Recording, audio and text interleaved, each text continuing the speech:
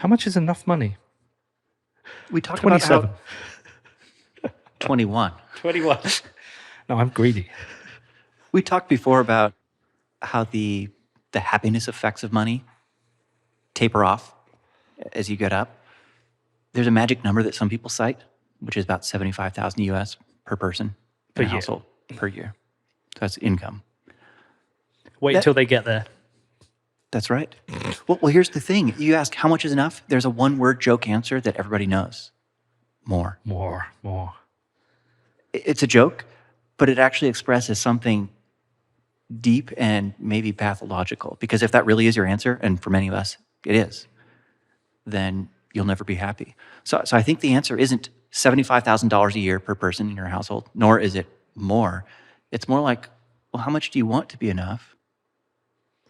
Maybe aim at that, but then you need to set yourself up so that you can stop.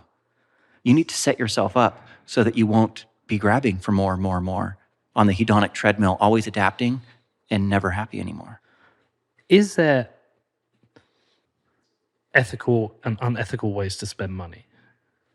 Of course, the answer in one sense has to be yes. Like you can pay somebody to assassinate somebody, and that's bad. But what if you're killing baby Hitler? You can pay somebody to assassinate an innocent person, and that's bad. Yes. One thing that this question highlights is that there are interesting moral and social taboos around money that don't always make sense when you examine them. Let me give an example, and maybe you can think of one, Peter. Here's something that I give students a lot. Quite regularly, I'll see a student who really wants to think about something, and so I'll just give them a book about that thing. And then I will rebuy the book for my own personal library. So I just give them a copy. Happens all the time. This is sort of part of the job. I basically budget for it to give away books all the time. How many books do you give away a year? Maybe one per month, so 9 teaching months out of the year, so nine books per year. Okay. So maybe all the time is an exaggeration, but this happens. It's not at all unusual for me, and it goes over fine. Now imagine that if instead of giving a book to a student, I had handed them money, even money of equal value. To go buy the book. Yeah. That would be weird. There's a kind of social taboo about that. Like, wait a minute. Profs don't give students money. What is this creep after? Think about what gifts you might have bought for your mother. Would you have given her money or a gift? Could you have given her the equal value in money or a gift? Which would be kind of a weird thing and maybe a cold, inhuman thing to do versus the right thing. I always give my sister money for her birthday because I always forget it. And she's always glad I give her money. Because I always give her more money than I would have spent on the present to make up for the fact I didn't get her something. I'm sorry, Lorraine. These social rules don't always bind us. Obviously, there are exceptions. But there are a lot of things, there are a lot of times and places and contexts where it's totally inappropriate. Here's one more example. Somebody who I thought was a friend of mine asked me a bit ago if I could read one of his papers and give comments on it. And of course, I was about ready to say yes. And then he said, I'll pay you. And I just thought, well, dude, I thought we were friends. His offer to pay me, actually, it separated us. It's like we weren't friends anymore. That sounds like the start of mine and Danny's relationship. And mine and Jeremy's. And we're still not friends. What did Peter offer you money to do, Danny? That's not what happened. It's the opposite. Go on. Well, I reached out to Peter years ago saying, I think I can help with the podcast. And I offered to do the first couple of shows for free, see if you want me to carry on. And straight away he just said, no, I'll just pay you for the work. Because I didn't want to see his unpaid work. I didn't want to see that. I wanted to see what his paid work was, and I wanted him to know that I value paying for work. Same with Jeremy. Jeremy offered the same. It changed your relationship, though. Yeah. When you bring money, it changes the way we relate to each other. So Marxists talk a lot about this. They say that money alienates us from other people. I think there's something right and something wrong about that. Here's what's right. I think people immediately will want to disagree with that because they don't want to agree with the Marxist idea. But no, I think they're right. I mean, we have class structures which are based around money that create separation. Yeah, it's alienation is the fancy Marxist word for that. Here's where I think Marx and those who follow him have made a mistake. They failed to notice the ways that money brings us together. I took an Uber ride here. I gave the guy money. He gave me a ride. It brought us together. We had a fun conversation. And then we both got something we wanted out of that relationship that we couldn't have gotten without a medium of exchange between us. It's this great social technology to enable us to relate to each other. And actually, if loving someone is doing something that's good for them and being with them, there was a kind of love that was exchanged. Because I did something that was good for him. I gave him money. And then he did something that was good for me. And we spent time together. We interacted. Yeah, the Paying, sum of the parts was more. Yeah. It wasn't just the trade. Because you got the conversation, the sum of the parts was more as well. But even if there hadn't been a conversation, there's a kind of love that's exchanged.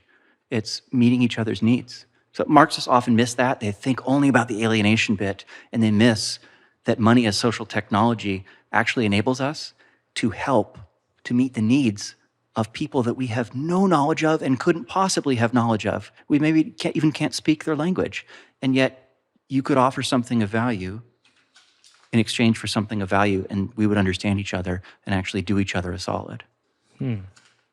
So you asked unethical uses of money. Of course there are. There's also taboos, and that is so interesting because it tells us that money is weird. It tells us the fact that there are these taboos is just further evidence of money's weirdness. And I'll just say this, plugging myself and my work. It tells us that the philosophy of money is a real subject that we should be thinking about. Taboos are excellent evidence of that. How much time in teaching do you cover Marxism, Marxist ideas, communism? Not much. Do you have many students who spend time questioning it themselves and come to you? And of course. In another part of the college that I haven't taught in, it's called Modern Social Thought. It's this class that every sophomore in my college takes. They read portions of Das Kapital. And what they often come out of that with is this sense, and I believe it's correct, that something's wrong. Something's wrong in the post-industrial age, the way we relate to each other. There's deep alienation. Oh, yeah. And there's something effed up about the money. And I just think Marx totally misdiagnosed what that was and totally misunderstood how prices work. You know, economists now have a much better sense of how prices actually happen in markets. It's not that something was super costly to produce. That's the labor theory of value. Therefore, it's valuable. No, it's because it was valuable to someone else. It's when supply and demand meet that something is precious and that somebody will give up something of value for it. That takes both supply and demand, and that's neoclassical economists, or economics, post-Marx. So Marx made many, many mistakes, but there's something so right about that. I think we should stop and think about the taboos around money and just what it does to us and how we relate to each other. What did Marx get right? Is there anything that should be taught or should be debated that you think he did get right that is missed because some people are so fearful of Well, I Marxist think ideas? he's right that if you offer somebody that you're intimate with, close to in some way, money, you've made a bad faux pas. He thought it was basically wrong in all cases to use money, at least the early Marx. So this is before Das Kapital. He published this little piece basically arguing that. So I don't think that's quite right. But maybe there's another way to put it. It's when you're close to someone, don't use money. And there's actually a difference in signal. So think about what you've conveyed or signaled when you give a gift. You've told someone that you know them because you bought something that they wanted. You've displayed through your actions, not through your words, through your actions, that you understood them, that you got them what they wanted, something that not everybody knows.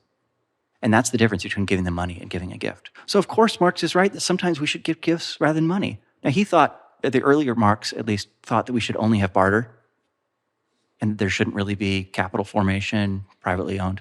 All that's hogwash, in my opinion. But there's a kernel of truth there. If you want to show someone you love them with material stuff, know them and then give them what they want. And money won't send that signal. They won't feel loved. When they'll feel loved is when you give something that maybe they want and maybe they didn't even know that they want. Now that's the deep signal of love, when someone gives you something that you didn't even know you wanted, and then you realize this is exactly the right thing for me. And money won't be it most of the time. And that goes back to time, because sometimes giving people time, especially as a parent, like there is no child wants to hear, "Oh, but I'm working so hard to give you this life." Every child Even if it's ignores true. it. Even if it is true, they don't give a fuck. They want time. Read to your kids. Read to your kids. Go and watch them play sports. That's where time is also money for Yes. me. Well, you're giving something non-fungible there when you give your time. Money, at least good money, is fungible. $100 bill is as good as any other. Not so your time. Although right now my son would be like, "Fuck off, Dad. Give me £500." He'll change his tune. No, he would. He listens to this. I wonder if he's listening to this show. If you listen to this show, hello, Connor. I love you, man. Okay, we haven't even spent any time on markets. What is the role of markets? Well, markets are where we meet. That's where the supply and demand come together, and where price is set. Is super abstract, but that's where we perform this loving dance of money exchange. That's where you give up something of value to get something of value. You wanted to know not just what do markets do. There's something else in your mind. What is it? No. Let's go there. I'll come to where I'm going. Well, here's What is the role of markets? Because here's something that money does that's obvious. It's a medium of exchange. Here's something that is maybe less obvious, but still true. Money is also a medium of revelation. That is, it's in how we spend our money that we show who we are. This, by the way, is why financial privacy is so important. Because the way you spend your money says what you value. It says who you really are, not who you say you are, but who you really are. So when you buy hormones or diapers or political tracts or religious icons, you can go through the list. This says what you're actually willing to give up something of value for.